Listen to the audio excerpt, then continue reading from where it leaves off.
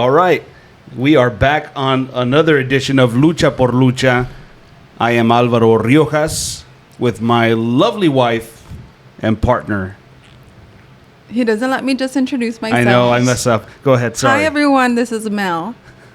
She's independent. Mel, why don't you introduce Alvaro? Like, why don't you take the lead on this one? He doesn't let me. Let's try it. It's when you're the main character.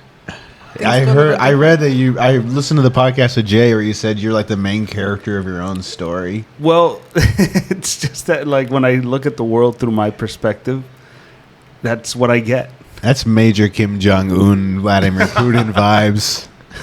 Listen, I just like to make sure that things are good on my end, and then we can move forward with yours. And only on his end. And only on my end. Well, okay. You know what, Mel? Go ahead and you can introduce me, yourself, and our guests. No, that's okay. Let's try it, okay? He gets Take that. two. Like he's being introduced, so now you're even more main character. This is the greatest opportunity for you to demonstrate. I don't want that responsibility. To demonstrate that I don't have to step on your toes. Wait. So far, Alvaro's been getting the most attention right now. And he knows that. He's loving it. He's like relishing I'm trying to give it to you. Wait, who are we talking to? The people need to know. Oh, who's Introduce here? our guests, yes. This is Mooncat. Say hi, Mooney. Meowdy. And Daniel Ismael. How's it going? This feels like a joint couples therapy between us and y'all. Joint? Listen. Did somebody say joint? Además, Alvaro, do you think back to when you were younger, like you started off like with wrestling, and like to where you are now? Like, are you surprised? Like, is that like a big shocker to you? Like, you can't believe it? He's like, no, I always knew this was gonna happen because like, what other outcome is there? So it's like he believed him, like this would be his life, and like he's just not surprised by it at all, like that it happened. I don't know how or when, but I don't know. It just felt like eventually, I don't know how old I'll be, but eventually I'll know what it's like to be with those folks on TV or backstage while they're filming TV or on the sidelines or something. Like I'll be involved some way, somehow. But I feel like that's the way people should they see the world. I feel like that's the way people should do things by knowing that they are the main character. And if someone else thinks that they're the main character, we'll show them why they're not. Is that how you felt, Mooncat? Like when you were a kid, did you feel like you were going to be here today in the wrestling ring, or I feel when you were a kitten? Yeah, strange enough. I don't think you know of it or you're aware of it. It's kind of, you go through it and it's something that you're trying to obtain. But I think there's a hope or there's like an underlying like sense of like this is what feels right. I always say, God willing, I was able to do this. Obviously, there's reasons as to why it's harder for someone like me. So I think despite whatever could be said, like size-wise or what the end goal is, I just felt like I could do it. I didn't know if I could do it well, but I think it was like, if I'm able to do it, I should be able to do it well. So there is that like confidence that it's like, this is what I'm supposed to be doing. I don't like offices. So I'm just hoping. Regular jobs suck. Yeah. They're not for us. Yeah. Yeah, I mean, I do like my regular job, if my boss is listening. Well, brother, hey, talk about what is your regular job? Is it a regular job? Yeah, it actually really it isn't. I work in like a video field where I take videos with cameras, produce stories, run on with city government. So it actually isn't a normal like office job. It's fun. I go out to festivals and record festivals, find stories. So I guess it's not like an office job. So I guess I can relate. I don't think I could be a pencil pusher, even though maybe that helps out your bank account more than the there's more nothing fun wrong with that. jobs. But to answer your question, I think I don't think I had that confidence that I would be successful in wrestling. I mean, I don't even know at what age I wanted to be a wrestler. It was like late. Like it wasn't like as a kid I wanted to be a wrestler. I loved wrestling as a kid. For sure I loved wrestling as a kid. But I don't think I thought about becoming a pro wrestler until I fell back in love with pro wrestling. I think I just had other dreams that I didn't achieve at all. Like, I think at one point I wanted to be in the NBA, which was just not going to happen. I didn't even make varsity on my co-ed Christian 8th grade team, man. Didn't even make varsity on volleyball. So I wanted to be an NBA player. That didn't work out. I wanted to be a stand-up comic. I wanted to be a sports journalist. I wanted to be in front of the camera. They put me behind the camera. I wanted to do a lot of things. Pro wrestling is something I loved, but I never thought I could be a pro wrestler up until I was in my early 20s.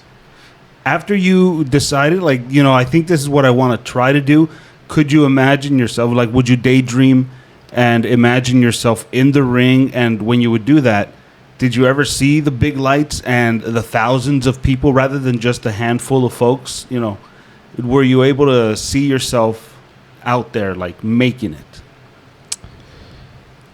I have confidence that one day I can get there, but I feel like I have so much respect for the people that are there, and I just know how much work I need to do to even think about performing in front of those crowds on television on a regular basis. Where I do daydream about it, I know it's possible, but I have a realistic expectation that that's not going to happen next year. Like, that's, for me, if something like that happens, it's going to take half of a decade to get there. Because you look at all the people that are on AEW, geez Louise, those are, I mean, I've been watching those guys since 15, 20 years ago on DVD, and they're still kicking ass and taking names, and every time I watch their matches, I'm just amazed. But, yeah, I can see myself there, and I do daydream about that, and I think it will happen one day, but I don't have an incredible amount of confidence. I really don't. I have an incredible amount of love for pro wrestling, which I think is the light at the end of the tunnel for me. But I mean, if you're realistic about it, you know, everybody knows that the harder you work, the luckier you get. Like, if you prepare for big moments, like in wrestling, moments can happen in the snap of a finger. Like, it's all about who you know, and it's all about the networking. One day you'll be wrestling in somebody's backyard for somebody's birthday party, and then they'll give you a call and say, "Hey, man, we're going to be in town with X company on TV. There's room for one more. Do you want in?" You got to be ready for that. So you have to have the confidence that when that opportunity comes, it can come tomorrow. You'll be ready. So you have to be at least confident enough to say, "I'll get there." You know, once you're there, you stay there too. Mooney? I feel it's, I guess, on the opposite end of things. Like, I'm hopeful, so I think I have, like, some sort of confidence. Anxious, I think the only thing about, like, all that would just be, like, all the people, which I'm sure is, like, such a thrill, like, being out there and, like, seeing, like, all of that. I've never had that. I think when I wrestled in Austin for Robles, there's, like, 500 people, and that was, like, big for me. And I thought, like, I wasn't nervous because I had, like, no idea what I was doing, so I was, like, trying to be as calm as I could be.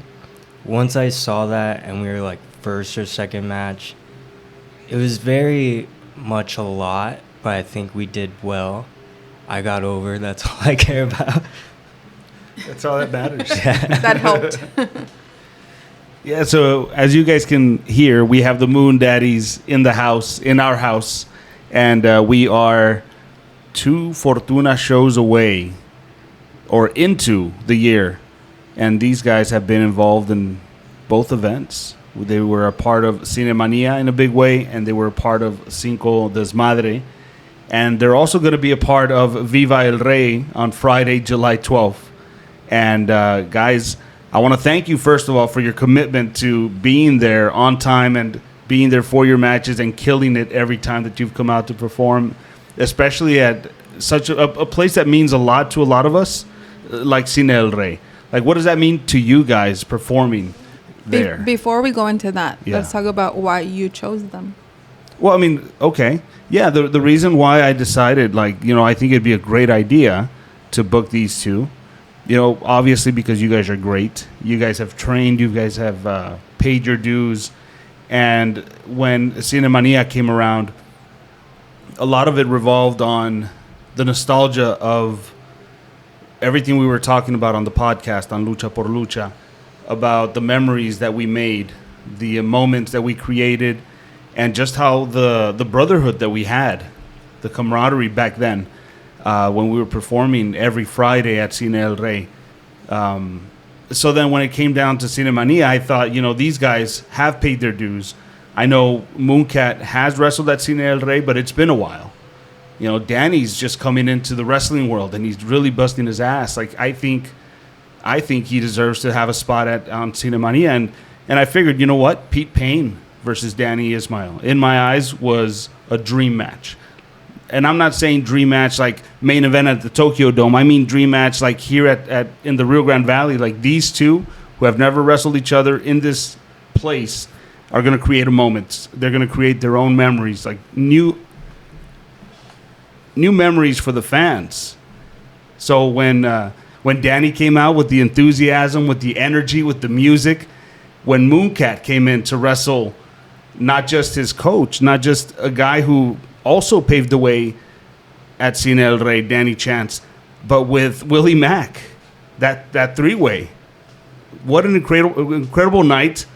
And, I just wanted you guys to know that I booked you guys with a purpose. Like, I wanted you guys to start your legacies the way I got a chance to do, and the way the other guys who've been on the podcast have talked about, making their own memories. Now it's your turn. Yeah, I mean, being asked to be a part of CINEMANIA and a part of the second show gave me maybe that feeling that I will feel one day whenever I get the call up to be on television. Like, for me, those shows, you command so much respect, and that venue commands so much respect, that when I was given that opportunity, I felt those nerves, and that was very real for me. I was nervous. I was so excited about it and so grateful. And as you mentioned, that venue means so much to me. Mooncat was able to perform in front of it just a couple of times, but when you look at where Mooncat is now versus where he was then, he's freaking amazing. Like, I go to places and people always ask me about Mooncat. They do. And he's, to me, the best kept secret in the Rio Grande Valley. He really is, right? Like, how the hell is Bronco 956 famous, but Mooncat isn't? I don't know if you need to go to the pool and start dancing. Start suplexing some people on the dance floor. It depends on where you go. I'm famous at Applebee's. That's true. That is true. But that's the thing. Our bond isn't... Here's the thing. He goes to Applebee's after every show. I don't. Our bond isn't based on, like, hanging out all the time and scissoring. We might do it occasionally, but our bond is based on the hard work and sacrifice and time we spent. The amount of times every single Friday night we would tear down, sit up the ring, be alone, and we were just kids then. I don't know. He said like 4 words in a given year. I may have said some mean things to him. So go back to when you guys first met. What year was it when you guys first met? 2018. Yeah, probably. It's such a blur, but he was a minor, not a minor. He was not 21. I remember that. No, he was a baby. Yeah. In fact, you were probably 17, 18 because you weren't going to college because you didn't finish high school. Didn't mean it. Well, all right. There you have it. That's a shoot, folks. No. But that's the dichotomy of us. Yeah. He was a free spirit. Yeah. I was like a tie, like all tied up, like yada yada. What is that? White collar? White collar, yeah. One of those. But we're like yin and yang. We really are. And like all I know is there's a picture of us with the canvas on top of the roof because the canvas got wet. We had to go on top of the roof and dry it out. And I honestly, looking back, do feel like that was a rib because that was the dumbest thing to do. What happened? Tell us the story of the mat. The canvas was wet. The canvas was wet. I don't think it was a rib. I just think the people telling us what to do didn't know what was happening. That was the kind of people. But they told us to go on top of the roof to dry out the canvas before the show. We had like a couple hours. Like that was going to magically dry the canvas. It definitely didn't. Hey, think about it. It's closer to the sun. Yeah, I don't know. But Man, it's such a freaking blur because it was every single Friday night we would show up and. Dude, but you guys would not complain, and if you would, no one heard it. Well, that's the secret to paying your dues. I think is that every person who complains or doesn't pay their dues is screwed out of their. Is so screwed because You can move it. I can move it. Yeah, you can rotate it. Yeah. I think everyone who doesn't love to pay their dues is screwed because professional wrestling is really effing hard and it's not great. Paying your dues teaches you to take your medicine when you're pursuing your dreams. So whenever you do face adversity, you just say, I love this shit. I'm going to keep on going on. People need to be writing this shit down. Like, for real. Like, write that shit down because I'm not going to ask Danny to repeat it. Yeah, I mean, that's why Finn Balor doing indie shows on going to WWE was still helping out. It's because you just love it. You don't do it to get accolades or to get brownie points. You think people keep track of how many times me and him did stuff? No one cares. They just care about their own world. But it's not about that. It's about loving pro wrestling and doing it for the wrestling gods. Do you guys see anybody out there who's getting opportunities, but they're not really paying their dues? Ooh. Yeah. Like, I'm not saying drop any names. I mean, unless you want to. But Here's my other secret. Maybe when I was 21 or 22, I would have some names in my head to tell you. And maybe Mooncat has some names. But to be honest with you, the secret in life is to not give a shit about that. Because you can get upset about people that aren't paying your dues. But what the hell does that do for you? It doesn't matter. It doesn't matter. The cool thing about pro wrestling is that it's the most fairest sport in the world. Because at the end of the day, the bell rings. I will say... Yeah. I will say, like, whether, you know, people have some sort of professionalism or some sort of, like, ego, I feel like everyone is, like, a game time player. Like, there's probably people where before they go out or after, you don't really, like, see much of them or see much, like, effort. But once it comes to, like, going out there, if I could feel it, which even for people where I'm like, okay, maybe they're not into it, or a lot of the time, like, working with people, it's like, this is probably, like, night 3 of, like, whatever they're doing, like, booking-wise. And road tripping, it's obviously very, like, stressful. So I go into it, like, maybe some people aren't, like, the best energy, and that's not, like, on them, and it's not unfair to anyone. But even, like, behavioral, I've seen everyone become, like, game time players. So, like, you have that respect for them, and maybe outside of the ring it's like, okay, maybe there's, like, some sort of issue with them, but it's always like the job in the ring is, like, always important. it's separate from the wrestling. Like, Yeah. you keep it separate, and whatever happens in the ring stays in the ring. Whatever happens outside stays outside. Well, there's got to be people who are better at staying committed, right, to, like, the training, and then there's other people who are just, like, I don't know, like me, I get drained sometimes where I just do not have room to, like, create, and, like, I don't feel creative, and it's just like I need to take a step back because I feel like that's what restores me. Do you think that wrestling has, like, room for people like that? Absolutely. I would identify as being someone like that, and I'm sure Mooncat would, because that's just being a human. We're not robots. I mean, some there's people who might are. some people might be robots. But, you know, I just got done watching Inside. Who's a robot? Right away. Vega. Alberto Vega is a robot, but Yeah. I mean, he Like was an born android? He was born before robots were invented. But I just saw Inside Out yesterday for the first man. time. So I that's saw it. life, bro. Like, you need sadness with happiness. You need to Yeah. chill before you go full force. You know, like there's that balance, and we're human, and we're not AI. AI can go screw itself. You know, you can't hold yourself to this insane standard. Well, you can hold yourself to a standard, but when you don't meet that standard, you can't give up on yourself, because you will never meet that standard each and every day, because that's being a human. You know, you might wake up and just, damn, I got some food poisoning. I'm going to be on the toilet all day long. How are you going to go to the gym if you're on the toilet all day long? I mean, I'm on Machines the toilet. don't poop. That's true. That's true. Hey, you know what? Bring me back to AI in a little bit, because I got something to say brother. about it. I'll You- tell my AI to remind you. Hold But on. I think, but I think, you know, you just said something very important that kind of plays to what Mooncat was referring to.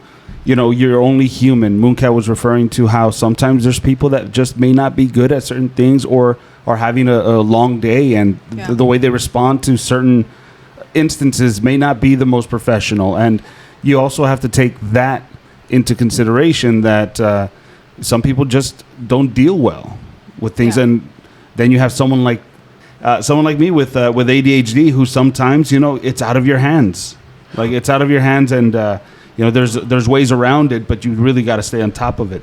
I mean, look, I think humans we're really screwed up, and I don't know what it was. I don't know if it was social media. It probably was social media, but we are all on edge. Yeah. I mean, we went through a pandemic. We go through a very polarized political climate, a very polarized society. They stormed the Capitol? Yeah. Hey. Jeez. Or if you're on... Didn't they? I thought that's what I saw. They did. Or it's so much stuff that's our brains taking in that we're all on edge.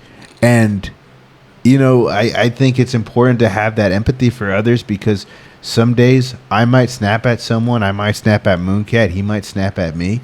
And he would never snap at me. I was about to ask, has that already happened? I've never snapped at Mooncat. Well, I can't imagine either one of you snapping at each other at all. But I'm definitely more of a hothead than him. But whenever I get mad at some people, you're not a hothead at all. I feel the nicest guys in Valley Wrestling are arguing about who's got the hot head. This is the Ren and Stimpy of pro wrestling, ladies and I gentlemen. feel like people would say me, but I feel like people don't see you upset, so it's more like... We're gonna do a poll. Who's sassier? Me. Oh, you're sassier. He agrees. But I definitely get angrier, I think. But I mean, well, the thing is, I'm so happy when I wrestle and I'm in wrestling that I'm never really angry. I'm probably more angry in my real life and my real job, and that's where maybe I snap. But in wrestling, it's like, man, it's paradise, and I know it can be hard and stuff, but damn, it's just any time I'm around a wrestling ring or around my wrestling friends, it's a good time. Has there been anything that has changed that you've noticed, as far as once you started wrestling, you're less like this and more like that? And it can be anything small or big, physical, mentally, even in your activities that you do. Has anything changed for the better or the worse?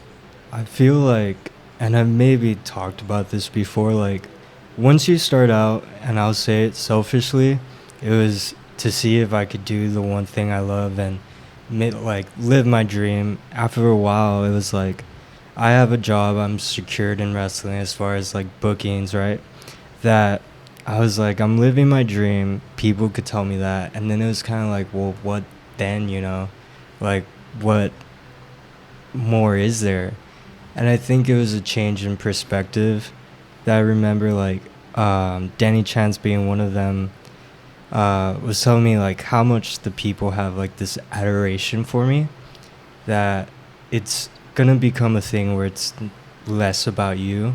So I think from that point, like, once I really did take it in, as narcissistic or stupid as this could sound, I don't do this for myself, because the appreciation I've gotten from like people, like the fans and everything, is the only reason why, like, besides the business, as far as just like being received, they've helped me so much. So everything, it's like, if I have a job, then, I live my dream. But going out there, it's like trying to entertain them and do what I can to give to them what they like feed to us, which we all like understand, like feels amazing for a lot of us. So I think it's just that like back and forth, I think firstly what he said is like, we just got done doing a tables, ladders, and chairs match for New Breed Wrestling, and it was a 3-team match. We had Jonathan Douglas, Iggy Tripp, Poppy Felix Calavetta, and Ellie Blood Moon was their manager. And it's important to mention all of them because it was a 7-person team, and I was so happy with the match. The emotion from the crowd was amazing and euphoric, and the feeling I had was just unbelievable. And the people that were talking to us, the members of the crowd that were walking past me and just offhand comments about how much they felt, like that special feeling, it's an incredible high. I've probably felt that 2 to 3 more times. I felt that in my match with Edgar. So that's something I'm chasing. It's a feeling for me, but it's also a feeling that we can create for the crowd. And I think a lot about my own mortality. I think about how, like, we're all going to be dead and stuff, and I'm going to be old. Like, I'm like snuggling to my girlfriend. I'm like, man, one day if we're lucky, we'll be viejos and viejas. If we're lucky, we'll get to that age. Time flies. But it's the moment that it can be so beautiful if you live in the moment, you create these moments and you feel. That's what I strive for. But to answer your question, pro wrestling has definitely given me an identity, man. It's I don't know if I had an identity when I was in my early 20s. I was very like, I don't know what my life's going to be. But for as long as my body works, I'm just going to pursue this wrestling dream because I love it so much, man. Like, it's a phenomenal art form and a great sport. It's like the one sport I can actually win at. You know, wrestling is very important to consider that it all depends. Like, you can do wrestling many different ways. There's a lot of ways to do it, no right or wrong way, I guess you can say. But if you want to make it on TV, or at least make it to where you're making a ton of money, if you want to make a living out of wrestling, it's got to have to do a lot less with what you want and a lot more than with what the audience wants. Like, you have to really look at what's going to get this audience to pop, what's going to get this audience to connect. How can I connect to these people while still being as real as possible? Because you can't be fake, because people can read that. And once you start connecting with these people, then that's when the growth happens. And you've seen it yourself from when you started to where you are now. Because now there's a following. Now there's people who know who you are. Danny, you were mentioning how people talk to you and they ask for Mooncat. Like, how's he doing and this and that. You know, people know who he is. Yeah. Yeah, it's super cool. And that's pro wrestling in a nutshell. If it feels real when you're watching it, you're successful. If you're watching a movie and you feel like you're in Harry Potter world, it's successful. That's all we're trying to do. But the cool part is trying to figure it out because it's effing hard, right? I mean, is it easy for you, Mooncat? It's fucking hard. What matches made you happy? Like, what matches did you have and you're like, damn, I did a good job? This sounds very critical. He loves the TLC match. I don't, but it's not because there is anything like wrong with it. I think it takes me like a couple years to watch something back and like it. I think in the moment, I know we've had like conversations after matches where we could feel we're in the right direction, like we're learning and we're processing things. So it's like a science to me. I could never, as dumb as it sounds, I could never really like enjoy it, whether that's like an artist thing or I just feel like Daniel and I, like we both know, we're very fanatic about the craft. So like things like I remember I told him to win a match with backslide. No reason as to why. I was just like, I want to see this. And I kept pushing for it. And I was like kind of feeling bad that I kept pushing on like him winning with this pin. But what he did was he reversed a finisher into a backslide. That's the kind of way we talk, where it's like that's how we view the craft, as little things like that. It's like how to figure out to get there. Figure out how to get to this finish. And we're just beginning. Like the thing is, man, where we can be in the next 5 years is scary because, dude, pro wrestling, like, there's so much to study. Like, I'm just barely starting to study the All Japan King's Road style. Like, I have a big playlist and I'm going through it, and there's this video analysis essays, and I'm so excited watching it because, like, you look at the extended finishing sequences of some of these matches, and I'm like, I want to bring that to our matches eventually. And, like, I want to pick from that and give it to our fans because I'm watching some of these matches in the late 90s, early 90s, these Japanese matches, and I'm like, damn, these are so good. And, dude, people are so full of crap when they're like, oh, strong style is no selling. That's a bunch of BS. The whole point of those matches is the selling because they have all these near falls that are so believable. I'm watching, like, this dude named Tenru and this dude named Saruta, and they're doing very basic moves like a Thez press. That's an incredible near fall. The crowd is freaking going crazy. So when I go and I watch that and I just look at the little things, I watch Stan Hansen wrestle, the little things he does, the fight, I'm like, damn, some of these things are kind of missing in wrestling. And so I'm really excited to figure out one day how to incorporate it. That's a long days away. Yeah. But it's like the idea of one day being 1/10 of some of my favorite wrestlers. That's so exciting, dude. So yeah, like I'm super excited for what's next because like I just, whenever I have any free time, I love just watching wrestling, man. What is the goal for you guys? Like, what is the goal? Where do you see yourself, or where do you want to see yourself in 5 years? I was looking at, and I hate like saying this, but I was looking last night, like I do, pictures of like Shawn Michaels, as I do alone, and I was looking at like the Rockers, and I was just getting like ideas for like how we could kind of like present ourselves, and not a big fan of the Rockers, but I've just felt like I look at stuff now. And I'm sure like he understands, like before we were a team, we will look at like singles, competition really.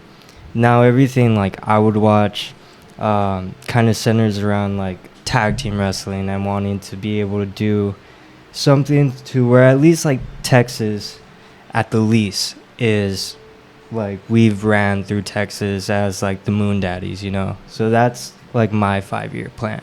Yeah, like I think we've only done stuff in South Texas, but there's a hot indie scene in Texas. So in the next couple years, maybe within a year, it would be nice to debut with some of these bigger promotions. Like I think the promotions that we aspire to be at, I'm just speaking for myself, but I assume Mooncat would be in agreement, would be Inspire, After Death, and New Texas Pro are kind of, to me, the two really cool indies in Texas that fit our vibe. I think there's kind of two tracks in Texas, and they're both amazing. It's kind of like a WWE or an AEW track.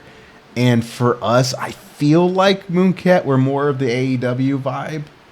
I could be wrong. I don't know. I don't know if you have a collegiate background as a 6'4" college football player. But I feel like AEW is more like, you're a pro wrestling. Like it's more open to the idea of, hey, you're coming from the world of wrestling. You fit here. You belong here. I feel maybe if we just put on some nicer clothes, you'll be accepted over there. I think we are very much like that's our vibe, and those are the hot indies right now. And also, yeah, those are the hot indies that I would love to be if we do a podcast 2 years from now. To say within those 2 years we've debuted and we did good enough to continue to get asked to come back. I think that's the 2-year goal. The 5-year goal, 5 years is a long time. Yeah. I mean, it would be great to be in AEW, but to be involved with some of the top indies like Deadlock Pro Wrestling would be something that I would really like. And then to get an opportunity to wrestle in Japan, I would love to wrestle in Dragon Gate. That's my favorite promotion. So those are kind of the goals. I think in Japan, to be able to wrestle in Dragon Gate would be so cool. Nationally, to wrestle for Deadlock Pro or West Coast Pro in the next 5 years signifies that we have kind of climbed to the top of the indie wrestling ladder. And once we get there, I think AEW is a realistic possibility. Dude, we are big believers of putting things out into the universe to make it happen, and you're saying it right here. You're laying it down, saying in 2 years this is a goal that we're trying to accomplish. That's a great way to start off this 5-year plan with that debut July 12th as the Moon Daddies. I believe I saw this on Facebook. New Texas Pro could possibly be at South Padre. That's something I read. Sweet. I don't know if you read that. Yeah, but like that would be so dope to wrestle in South Padre at a New Texas. They said maybe they'll do an indie expo, and that'd be so cool. And they've been doing that for what 2-3 years now, like where they, or maybe even a little longer, where they invite the best in Texas, those who they consider the best in Texas, for a wrestling expo. And now it's on us to get there. Yeah. Like, we aren't today. That invitation hasn't came through the mail, so we need to work our asses off to get that invitation in the mail, to get those opportunities. We want to do it. We said it in the podcast, but once we get done with this podcast, we're going to go home. We're going to go to sleep, not together. But we're going to wake up and we're going to get our asses to work, because like, we're putting in the universe, but now we actually got to do it. And it's going to require a lot of work to get there. Like, I look at Danny O'Ryan. I remember when he came down and wrestled down here for a long time, a part of Culture Shock. And right now, Danny O'Ryan is one of the top names in Texas. He is freaking killing it. I look at Epidemius Jr. Just saw him on Sunday. He was at the Smokin' Moon barbecue. I went out there, my girlfriend's dad. That dude is killing it. These people that we know are kicking ass. We want to do that too, but we got to put in the work. You're on your way, man. And you know what? Speaking of the historic Cine El Rey, speaking of Friday, July 12th, and Viva El Rey, the Moon Daddies are going to debut for the first time at the theater, and their opponents are going to be none other than George Wolf and the crown jewel, Chase Owens. We can call them Bullet Club 956 if we want. Wow. But it's going to be the Moon Daddies versus these two gentlemen. George Wolf, of course, a staple in Texas wrestling all over South Texas. Chase Owens, who has made a name for himself prior to being in New Japan Pro Wrestling with the NWA. Former 3-time IWGP Tag Team Champion. I mean, that's immediately the biggest match of our careers. It is, I think. Absolutely. I mean, Chase Owens, for the love of God, you know. Have you seen Chase Owens? Yeah, I've watched him. No, like in person? No, I haven't seen him in person. I've seen him in person. Just on TV. Just on TV. You can put him over all you want, but I've seen him in person. Yeah, I mean, dude, Have you seen George Wolf? I've seen George Wolf in I've seen person him too. I've listened to him on this podcast. Have you guys too. wrestled George Wolf? No, I haven't, no. And I look up to George very much, so this match is going to mean a lot to me. He is one of those dudes in Laredo that has been a linchpin, been a leader, and I mean, Chase Owens is freaking like, again, I've been watching him in New Japan for freaking a decade. To be in New Japan, I would imagine Chase has to be, you know, for those that are unfamiliar with the term gaijin, that means an American or a foreigner that's in Japan. I would imagine Chase Owens' run as a gaijin in New Japan is one of the longest runs. It's historic. In the history of the promotion. It's been a very long time, and he's done so damn well, and I'm very scared of his package pile driver. He's an incredible, like, one of those important figures in Texas wrestling. You look at him, you look at Lance Archer. Damn, I'm excited. See, and like, as Mel was saying, like, everything that we put together is intentional. You know, you guys started off with us. We had you in separate matches. Mooncat in a 3-way clash, and we had you in a singles match. You versus Pete Payne, great match. You know, it gave the audience what I wanted it to get them, and that was a great technical match between a Goliath and a David. You know, and then Mooncat in that 3-way match with his coach in a building that means so much for a lot of us. And then having to wrestle Willie Mack as well, like, great fucking turnout, great fucking show, great showcase from you guys. That was show 1. Go over to Cinco Desmadre. Now you guys are in a match together, but not as a team. You guys are wrestling against each other and against others, so you have to team up in moments and then sometimes go against one another. So I wanted to give the audience something different. And now we find yourselves debuting as a team against a name like a Chase Owens and a George Wolf. You just finished talking about New Japan Pro Wrestling. Now you're going to wrestle the guy who's been there, who's been walking in the shoes that you want to walk in someday. I mean, thank you so much for the opportunity. I'm freaking thrilled. I'm excited. I mean, Chase Owens alone is a badass. To think like that dude, you know, has made a living out of this and done an exceptional job, performed in the Tokyo Dome time and again, been a part of Bullet Club for so long. Oh my God, I'm freaking excited. I mean, that's what you aspire to be, is to be in a match with someone who is so much experienced that you can get in there and your brain can explode because of the opportunity, and it's happening twofold. I mean, George is someone that I respect a lot, and I'm like excited to share the ring with him. And Chase is just, he is where I want to be in my life, and he's been doing it for a decade plus. Dude, and this is going to be George's first match at Cine El Rey as well. Oh, wow. And George has wanted to perform there. There was a time where he came down he came down on different business, but he stayed for the wrestling, and we went over. He trained a bit, and he stuck around to see if there was an opportunity for him to wrestle, maybe an opener match, but unfortunately no se hizo. But now he's going to be able to perform at the historic Cine El Rey, and you guys are going to be a part of that too. So I'm excited for it. We're excited for it, and we're glad that you guys are excited as well. I mean, our goal is simple, man. I want Chase Owens to come down to Cine El Rey. I want him to take us for granted. I want him to get on a plane back to Japan. I want Hiroshi Tanahashi to look at Chase and be like, Chase, why you got a black eye? Why you got a black eye, Chase Owens? He's like, I took a trip down to the border and these two little kids beat the shit out of me. So that's what I'm looking forward to. I want him to look at Kenta and be like, Kenta, these two Moon Daddies, they beat the shit out of me. So I'm freaking excited for this match, but it's an opportunity to make a damn statement. I wanted to say that now here in the news that we wouldn't be so prepared, but I think we're prepared. We have the passion behind it, so we'll work on our skills and everything to make sure that we could do everything, especially if Tanahashi gets to find out about it. No, like, I'm fully prepared to go in there and get my ass beat. Because it's like Chase Owens is a badass. Like, I can't stop saying it. He drops people on their head with the package pile driver. He's gonna kick our ass. George Wolf is gonna kick our ass. But yeah, you know that Chase must have gone through the dojo as well, so he knows the type of ass kicking to dish out. Yeah, and that's what I expect.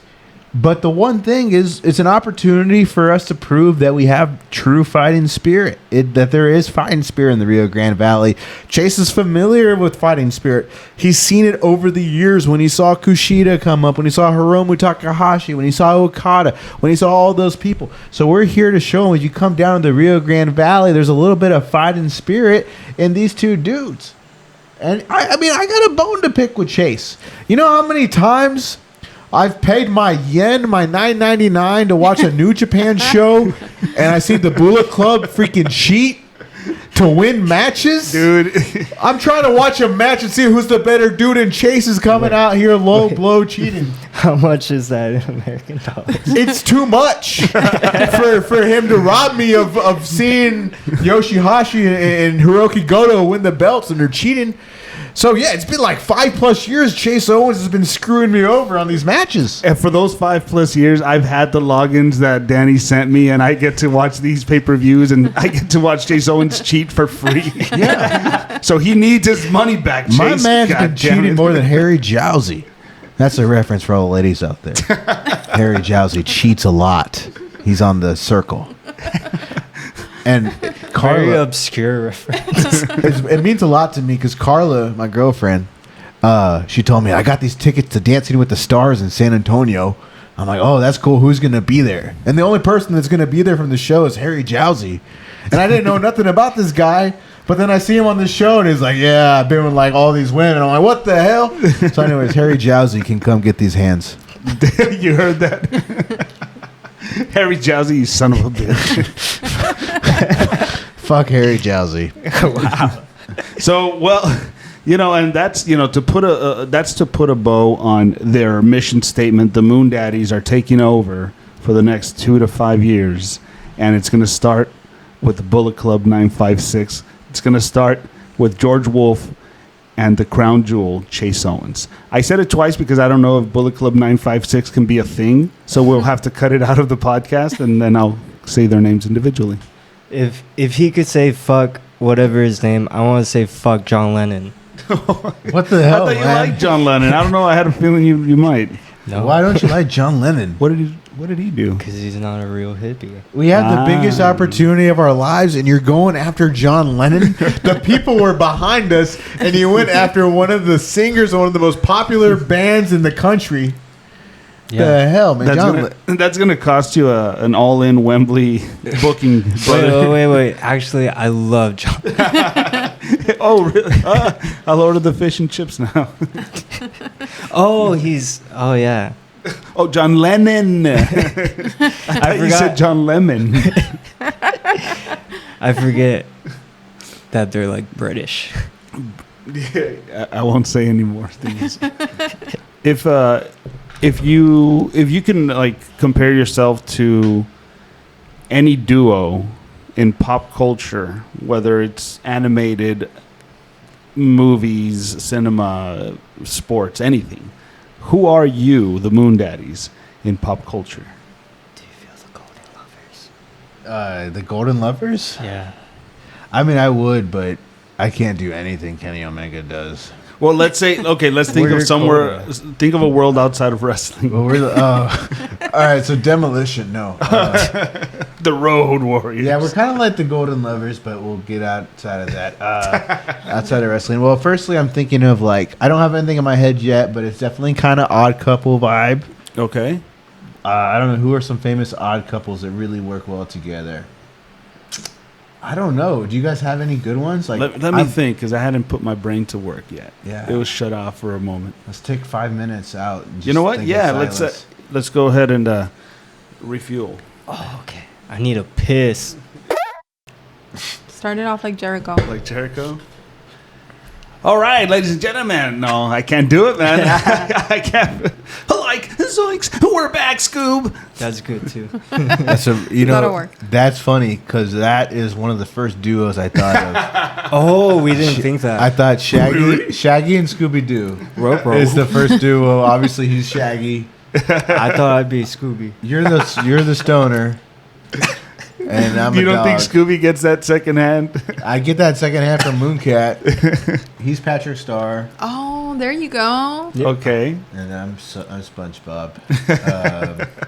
God, who's Zordon and Alpha 5? I don't get that reference. Damn, you're too young for me, bro. I couldn't even tell you what show that's from. That's from Power Rangers. Zordon's the big face, and Alpha's the little robot. I know Zoran, and I have seen Zordon. Zordano. I know Zordanos. Power Rangers I've seen, I just don't remember. I mean, I have a really bad memory. I feel like too many I have TLC matches. That's actually one of my too much acid for me. That's one of my things in life that I'm really for me. nervous about. Is I forget everything. I forget a lot of stuff, man.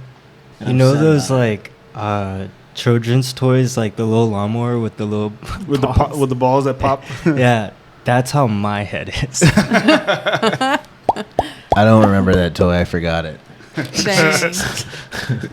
I'm sure you guys aren't very big NBA fans, but every time there's why do you think that? All right, let's hear it. Because it's the NBA Finals is on right now, and we have Shawn Michaels on the TV screen. That's why I don't think that. And it's today version of Shawn Michaels. Yeah, it's not a pretty sight. Let's tell a story, a Moon Daddy story. Oh yeah. Ahora. That Mooncat doesn't remember. Oh. Earlier in the day, Mooncat had a match, and he wrestled it. And then in the main event... Oh, no. He remembers. He remembers. So he wrestled. And in the main event, there was a match that was going on. And we had to... It was a lumberjack match. So me and him were lumberjacks in this match. And I hadn't really talked to him, but backstage we were told, hey, we're going to do some spots.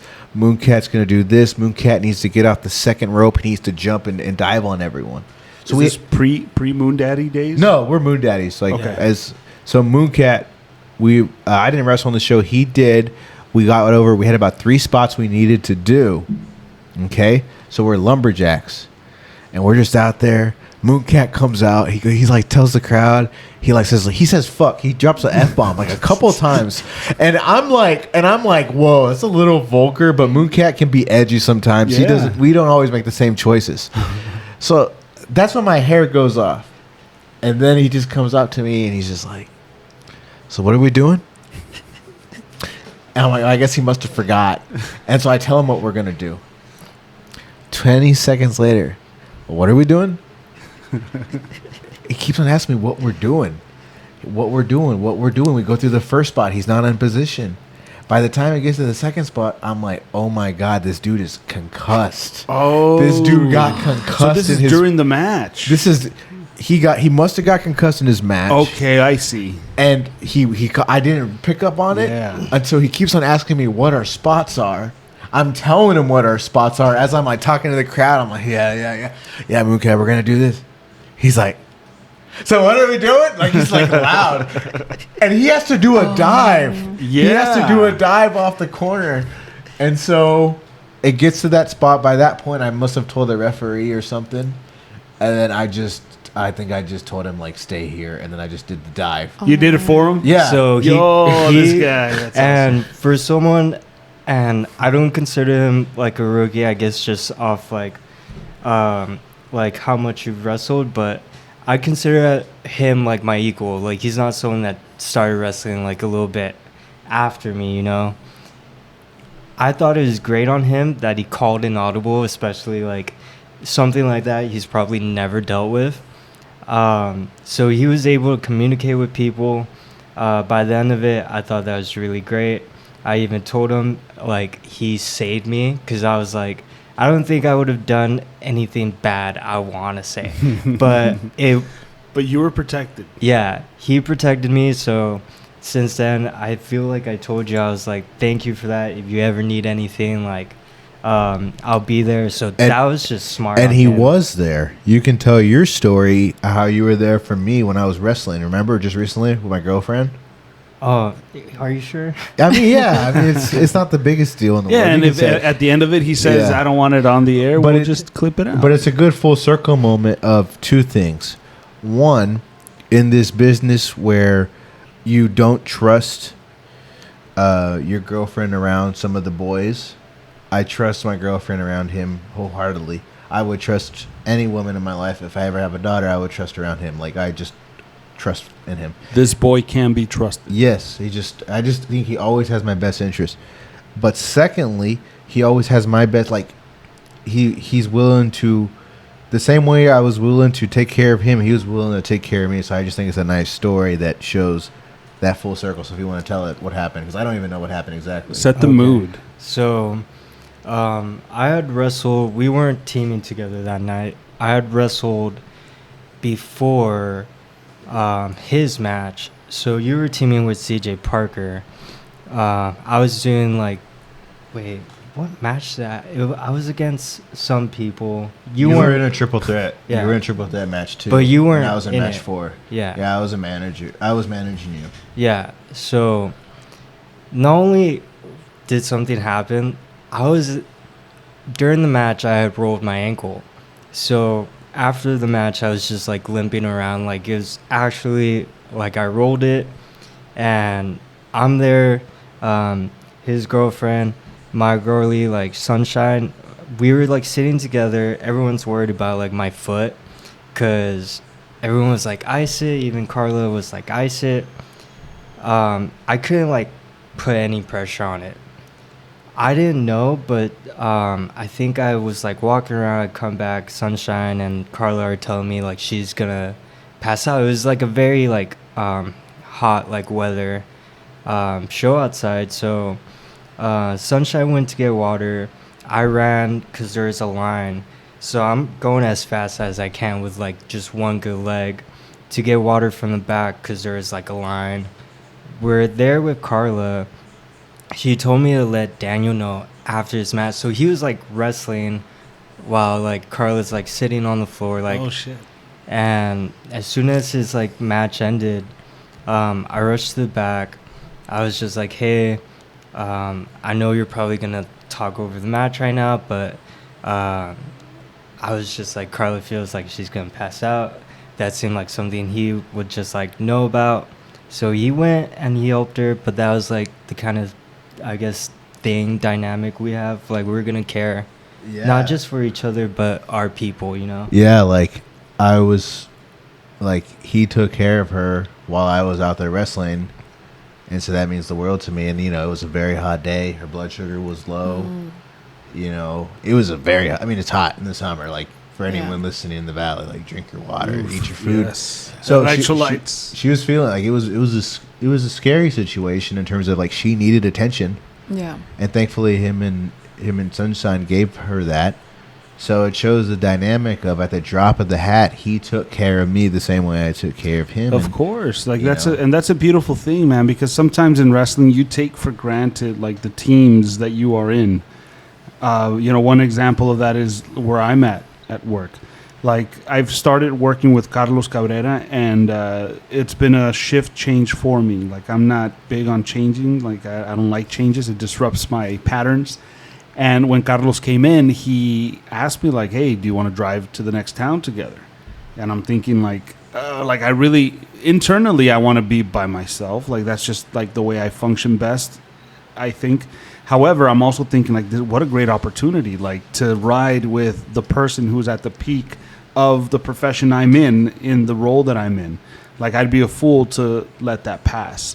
So I've been learning to change that. But Carlos is coming from a world where he is a team player, where he gets to know who his team is. And, like, I think that's a beautiful thing when in wrestling you can build that dynamic, or at least find it and build to it. And build more than just a tag team. It's a friendship, a family, a bond. And, you know, I'm glad you took him up on that, because listening to wrestling podcasts, which is kind of how we take in information, it seems one of the big changes in how wrestling is learned is back in the territory days. You ride in a car and you listen. Mm-hmm. And now you don't travel as much. Yeah, there's less dates. So there's less of that learning tree, but I'm glad you took him up on that so you could pick his brain. And, you know, once me and Mooncat hit the towns, you know, a lot of times in wrestling, okay, so this isn't a wrestling thing, this is a life thing, where there's nothing new in life. Like, that was a famous thing that is taught to people who make advertising. That's something like, you will never create anything new. What you will do is you will find existing things and put them in a new way, because there's, like, everything's already been done. Yeah. It's that you just get this, and it's never been done before, and now it's new, right? Like, that's storytelling. There's, like, so many different types of storytelling that goes back to the Greek days. So a lot of times in wrestling, we see stuff and we just reuse it. Anyways, moral of the story is, once we start traveling, I really think it'd be good if we just put our phones down and really talked about, like, creative finishes, creative things to do, because that's what, like, the Midnight Express and Jim Cornette did. You know, they would just come up with new creative cutoffs, not your stereotypical cutoff that we see in every indie show and that we do all the time. So there's value in those car rides when you aren't on your phone, where you're using your brains and being creative and coming up with new cutoffs, new finishes. Like, that's a really exciting thing to look forward to, even though it's a lot of fun to be comfortable by ourselves. Mm-hmm. And I'm just like you. I am just like you. And I think so many people are, because we're so similar. Yeah. And dude, it feels like, honestly, like, comfort zone would be staying in the hotel room, like getting to the town early, getting into the hotel room, undressing, and being in my own space, in my own room, doing whatever the heck I want, whatever I don't want. Like, you know, like, just being by myself. But him offering this, or even offering me to, hey, come down to the lobby, let's have a drink, or let's have a chat. Like, dude, like, it's out of my comfort zone, but it's allowing me to grow in ways that I wouldn't have imagined or couldn't have had he not offered. But it's important, like, just like you guys, being able to pick up on each other's cues, spending that time together, like that meaningful time together, also helps. Like, when you're in the ring, like, you pick up on each other's, like, facials, and the fact that you could tell right away that something was wrong with him. Yeah. Also, I was cussing a lot. Yeah, he was like, "What? Fuck!" And I was like, "That was all right, my man." So it was even obvious. It was his evil twin brother. Yeah. What were you saying? It was obvious for everyone, apparently. Yeah, like, I guess I wasn't Nostradamus. he was happening. You were just the closest one to him, so I had to do something. Let me ask you this for everyone at the table. We can start with Alvaro and we can go around Mel too. It doesn't have to be wrestling related. But let's say you have a 10-hour road trip. What 3 people would you want in the car with you? So Alvaro, you can go first. Ooh. Since Well. you're on television and you have to think on your head. Well, I mean, like, It doesn't have to be wrestling, but I mean, it for me it does because that's when it has more meaning. Like for me at least, like I would love to hit up a town with at his peak Hollywood Hulk Hogan in WCW when he was at the top. I'd like to know what goes through that mind, even though a lot of people say, you know, he was like this, he was like that. He tells a different story, so being there in the moment would be very telling of what type of person he really is. He's one. I think I'd like to travel with Emil Mascaras, who again another guy with a big ego. But however, to be in the business and to be on top for so long and make as much money as is perceived as they made, they're doing something right. Like I'm curious, like what goes through the mind of someone like him. He would be number 2. And then I would say someone like a Terry Funk who was at the top and chose to do his own thing and could have been at the top for so much longer had he maybe kissed a few butts and rather than doing things his own way and riding into the sunset the way he chose. Like, it'd be interesting to get into the mind of someone like that who's a second-generation wrestler who was the best of the best but chose to do things differently. Like, that would be interesting. You got the guys who are considered to be butt kissers and then the one that isn't. I like it. That's a crazy car. I don't know who would sit in the front seat, Oscars or Hogan. Right? Those are two. I'd be driving and I'd be also passing them the beers. Yeah. Doing all of that. That's a great one. I wasn't even thinking about like historical, like bringing people back. Terry Funk is a phenomenal answer. I mean, Eddie's another one, dude. Eddie Guerrero, who wouldn't want to learn from him? Like, pick his brain. And the thing with Eddie is like, for us as people who obviously never met him, there's not a lot of content we can interact with to get the real Eddie. There's just a Ring of Honor shoot interview from the early 2000s, but it's not like he did podcasts. Podcasts weren't around before he passed away. So Eddie's a freaking great answer. What would you go, Mooncat? I want to say Mick Foley because I think I would put him in my top 5. Just my thing. Like, trying to learn from people is a big thing for me is when people could say why. And I feel like Mick Foley could always explain why he did this, why he did that. And that's something I try learning. So if I could see, like, these great wrestlers and they could explain, like, the meaning behind it, that's always, like, the biggest question. Like, why are you doing this as far as, like, psychologically and everything? Then I want to say, because I love Roddy Piper, just his work I think is very incredible. And it's one of those things where, like, yeah, we don't know much about these people, especially when they're coming from, like, older generations, to where it's like you never really know how the person is. I get a feel for people. Roddy's one of them. Obviously, Mick Foley and, like, Eddie Guerrero, like, you just feel like they were good people, like, good, kind-hearted people. But I want to say Mick Foley, Roddy Piper, and Adrian Street. I'm a big fan of Adrian Street. His, like, character is really phenomenal. That's really good. Like, especially back then when kayfabe was legit. Like, my curiosity sparks when it comes to those things because someone like Emil Mascaras could legitimately, like, out wrestle you. I've seen matches of his where he's countering everything. Like, it's unfair. It's almost frustrating because he's really not allowing the other guy to get anything, but that's what he knows. So, like, if he wanted to, like, he could have shot on all these guys, right? But he was working. However, he would always be on top. And, I mean, shit, people would book him. People would go nuts. I've seen him wrestle in Japan. And out there, they loved him. So, like, that sort of stuff is interesting to me. And to get to know the person behind the mask, like, what creative process does one go through? It's very similar to The Ultimate Warrior, another guy who was also on top whenever he performed. Some people may even say they're have a few screws loose. Yes. And Mel, who are your 3? Yours don't have to be wrestling. Why? Because she's a girl? No, because I feel... Okay, so mine is a little different because I'm going to go Why? with... Because you're a girl? Because I'm a girl. I'm going to choose 3 wrestlers that I know. Okay. That I'd like to know more about. I would say it would be a fun car ride with like Danny Ramones, JC Valentine, and Thunder Rosa. Oh, I think that would be a fun car ride. And Danny Ramones would be driving.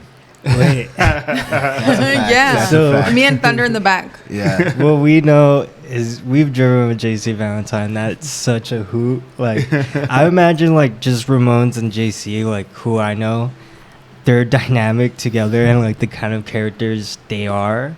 It's like that's an interesting. Were you in the part. hotel room that one time I left? Yeah. You want to tell that story? So, JC Valentine. All right, hold on. Let me tell the first part of the story. Yeah. Me, Jeremy, Mooncat, Austin, JC, and who else? Blackheart. Blackheart. We were all booked on the same show. Me and Jeremy were going to spend the night. Those guys were just going to go up and come down. So me and Jeremy got the cheapest hotel. It was 2 days? You did the 2 days. Oh, it was a 2-day show. That was the situation. It was like a Saturday, Sunday, or whatever. They were booked on Saturday. So me and Jeremy got the cheapest hotel. Dude, this hotel sucked ass. Wait. Her name was Amber Sky. That's the What? name of the hotel. Amber Sky? Hotel. You see, that's why I have no memory. This hotel was awful. There were prostitutes. I'm pretty Oh sure, my right? goodness. Was there? But get to the bad part. The hotel sucked ass already. The bed, it was a single bed, sofa, the shits. After the Uvalde show, we went to go eat pizza before the guys are going to drive back, and I like did the thing where I offer something without thinking somebody's going to take me up on it. I'm like, oh, you can stay the night. Like, of course they're not going to. They're going to go home. Fuck them. No, man, they take me up on the offer. So All 15 people? all 4 of those fucking guys, is it 4 or 5, come to the hotel room. So it's like a damn orgy with just dudes.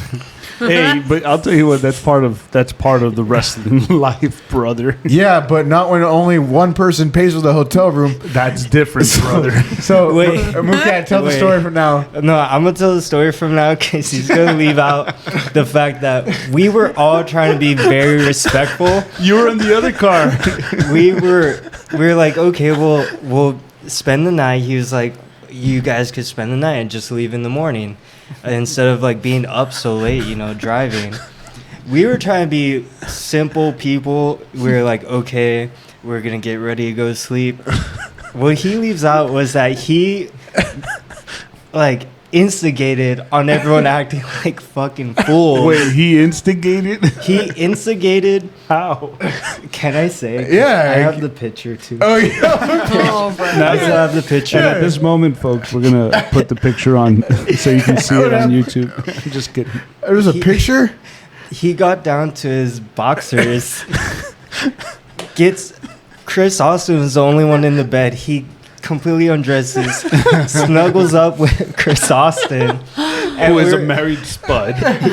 and we were all just like having a laugh. He instigated, and then by the time it gets late, everybody was trying to go to sleep. I'm asleep on the floor where the AC is hitting me. I'm like laying on my bag, right? And after a while, I couldn't sleep. I wake up and I could hear JC Valentine showing Jeremy videos of Virgil interviews. Oh, yeah. And he'll go mira este Virgil way. And then he got annoyed because you're used to a different schedule than us. We wouldn't give a shit. I was asleep. I woke up to JC on blasting a Virgil shoot interview. I'm like, why is he showing a freaking shoot interview to Jeremy at 2:30 in the morning? I'm trying to sleep. Have you not seen the interview? And so I just got my shit and I just left the hotel room and went to a Holiday Inn. I've got the most greatest night's sleep ever. At 2 a.m? Yeah. We were like, where'd he go? Because we could see. You didn't tell anybody nothing? You just left? He walks out. No, we all That's woke hothead up. behavior. we woke up and his car was parked right at the door. So it's like, even when the door closed, his headlights come on and you see it.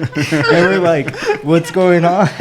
He didn't answer any of us, but we were just like, well, we got a free room, so we just fell asleep. And then until like 3:30 in the morning, like the Virgil interview kept going. By 3:30. Because like JC Valentine, like I don't know why he didn't sleep, but even Blackheart, like Jeremy and like Austin and I were just like just going to sleep, just going like ignoring it, but we could hear it. Like I remember like half asleep just hearing like funniest stories. I can't say it, but if someone told me it, I was like, I heard it because I heard JC and Jeremy laugh 3 a.m. about it. Team no sleep. Well, it would be an obnoxious car ride. I had a great sleep though in Holiday Inn. It was fantastic.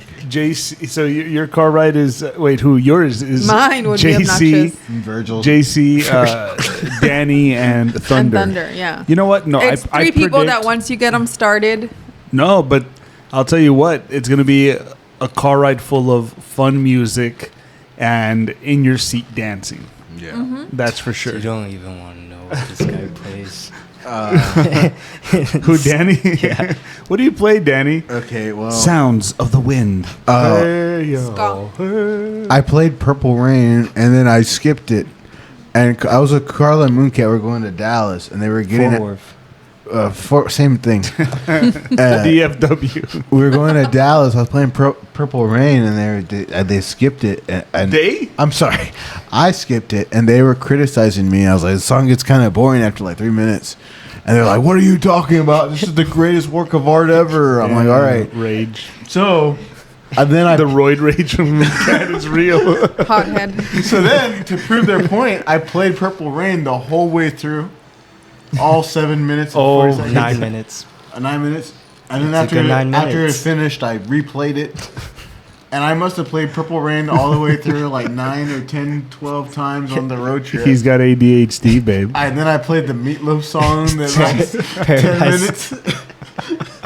The songs that you get tired of. you The were whole playing. way to Fort Worth, I was just trolling them with my playlist. But weren't you satisfied at the end of the day? Purple Rain. Like Carlo and him would like fall asleep. I would be playing Purple Rain. It would be just random. That'll show them. It became their virtual interview. Yes, it did. It did.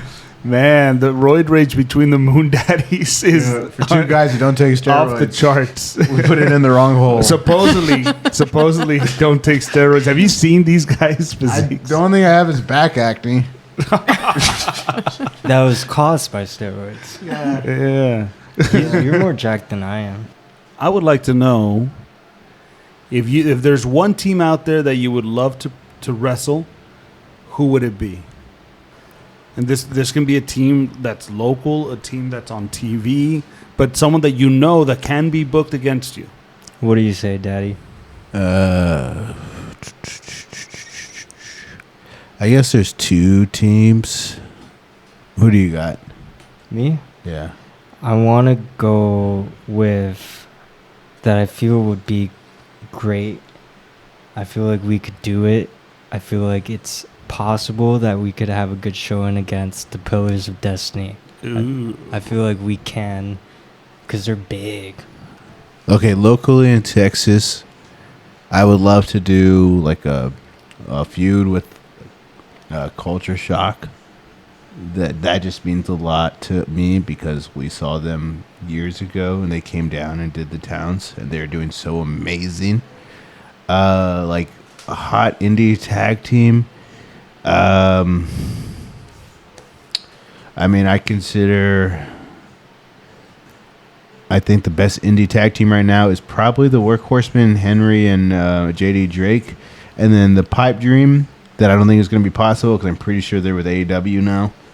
But the dream is Motor City Machine Guns. I mean, Alex Shelley is one of my favorite wrestlers. The Motor City Machine Guns are they're my favorite tag team of all time, but they're definitely a top 10 tag team of all time in any list. So Motor City Machine Guns is the dream. Workhorsemen is like a high key dream. Like that's a top indie tag team nationally, and they're one of the best. By the way, I think completely random, but I think Adam Priest is the best indie wrestler right now.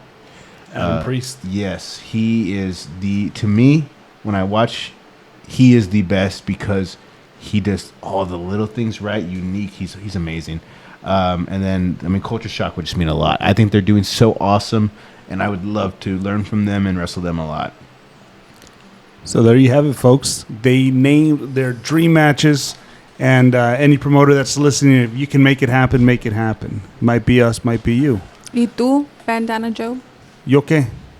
Who is someone that you could have wrestled when you did your first big run that didn't happen that you wish did happen? Ooh, Sami Callihan. Like when that was possible? Like at what Yeah, point? he was in the Indies. He was doing Ring of Honor.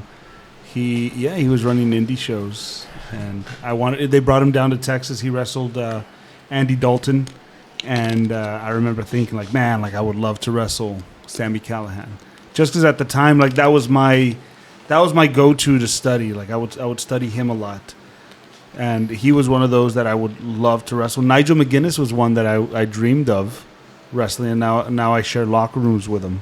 Yeah, he is so cool. I when I saw him come out for the show in the Rio Grande Valley, he knows how to make an entrance with his body posture, and I kind of stole that. All right, the match that Joe needs to have, and I don't know if it's ever happened, but I think it's really obvious on the Texas indie scene. He needs to wrestle Max Castellanos. No, dude, it hasn't happened. Yeah. Like TWL has tried. That's a match that actually I needs to think happen. Rudy Boy has tried. There's a lot of story there, and I think you guys would bring out the best in each other, and you all would tell a beautiful story. Yeah, that would be great if I can, get myself into fighting shape.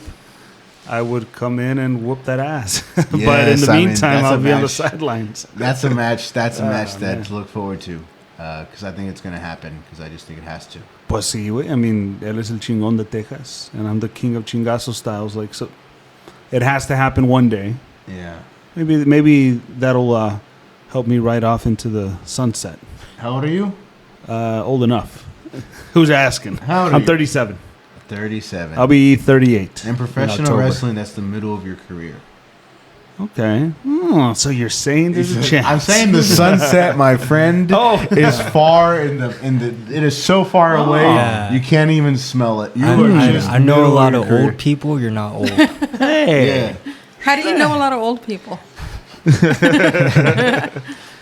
I just gotta. You know what? Like I just have to kind of like the way we were talking about in the beginning of the show, where we discussed how I knew like I would be involved in wrestling some way, somehow. I have a feeling that I'm going to wrestle Max. And I have a feeling that when I do wrestle him, I'm going to be in way better shape than what I am now. And like that's because like it's something that I want. I may not be working towards that right now as we speak, but that doesn't mean it's not on my mind. And that doesn't mean that I can't flip that switch and start getting things into gear when I have to. Because I have before. Samoa Joe's one of those guys who I would have loved to wrestle. I don't think it was possible at the time, but when I was in my peak. And maybe one day they're gonna be like, Samoa Joe needs an enhancement talent taping. Yeah. A bandana wearing. There's been a culprit. snowstorm. There's been a snowstorm. Can anyone here work? And then you're like, Can anyone work good? no. Oh yeah. And in gloves, please. Well, ladies and gentlemen, this has been yet another edition of Lucha por Lucha. We just had the Moon Daddies on. Thanks, guys. Anything you got to say, Daddy? Yeah, any final messages to That was our my final message. customers? I mean, listeners. Patreons. Any final messages? My final message is thank you for the opportunity to wrestle Chase Owens and George Wolf. I am so freaking excited. Dude, Friday, July 12th. Freaking pumped, man. Exclusively at the historic Cine. Biggest match in my career. And got a big win at Cine. I pinned one of the toughest dudes in the state last time out. Can't remember his name exactly. But Sounds name kind of rhymes with what is it? Poon. Loon Tat. Mooncat. but Noon. but dude, I'm freaking stoked. So thank you. I can't wait to No, wrestle I'm Chase. excited to see that happen, man. Moon Daddies versus Bullet Club 956. Just What kidding. you We can cut that. mention is that sometimes you could see me outside. Simon Says wrestling 80-year-old men. There you go. You guys can step outside Simon Says to watch Mooncat wrestle And then- 80-year-old men, you And said? buy me a beer. And if you buy him a beer, he'll do a trick. We've started a GoFundMe for Mooncat. If you want to get him a GED, Oh my god. No, actually, dude, I'm for that. Really? Yeah. He's down to his third Let's do life. Cats have 9 lives. This guy's got 3 left. Imagine I go to college. all right. Mooncat goes to college. Now that's a movie I'd watch.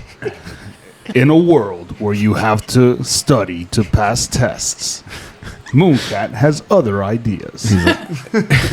Maybe I'll pass college. That's all he said.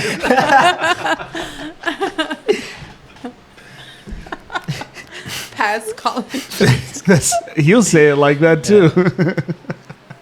Shout out Amelia Earhart. Shout out Daphne Younger.